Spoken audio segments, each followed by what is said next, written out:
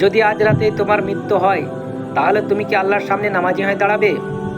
একটা নামাজ ইচ্ছাকৃত ছেড়ে দাও, সেই নামাজ কিয়ামতের দিনে তোমার জন্য সাক্ষ্য হয়ে দাঁড়াবে।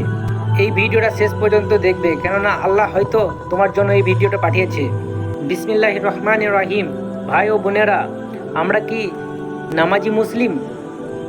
আমরা সময় পাই কাজের জন্য, সময় পাই মোবাইলের জন্য, সময় পাই গল্পের জন্য, কিন্তু 5 ওয়াক্ত নামাজ পড়ার জন্য সময় পাই না। ভাই ও বোনেরা, আমরা নামাজ ইচ্ছাকৃত ছেড়ে দিই, নামাজ পড়ি না, কিন্তু কিয়ামতের দিনে এই নামাজের হিসাব প্রথম হবে। তোমার নামাজ যদি ঠিক থাকে তাহলে সব আমল ঠিক, আর নামাজ যদি নষ্ট হয়ে যায় তাহলে সব আমল নষ্ট।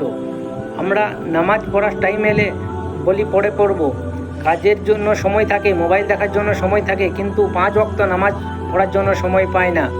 আমরা বলি পড়ে পড়বো, কিন্তু মৃত্যু কখনো বলে না যে আমি পড়ে আসবো। ভাই ও বন্ধুরা, এখনও সময় আছে, নামাজ পড়ুন, কেননা নামাজই তোমাকে কবর থেকে বাঁচাতে পারে। রাসূল সাল্লাল্লাহু আলাইহি সাল্লাম বলেন, সর্বপ্রথম হিসাব নেওয়া হবে নামাজে।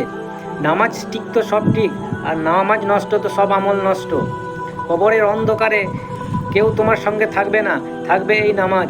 না থাকবে তোমার মা বাবা, না থাকবে তোমার ভাই বোন, না থাকবে তোমার স্ত্রী, না থাকবে তোমার সন্তান, থাকবে শুধু এই নামাজ। আজ আমরা যদি নামাজ পড়ি তাহলে আমাদের কিয়ামত আসান হয়ে যাবে। তাই শেষের বেলায় আল্লাহর কাছে দোয়া করি আমরা যেন সবাই নামাজি হয়ে যাই।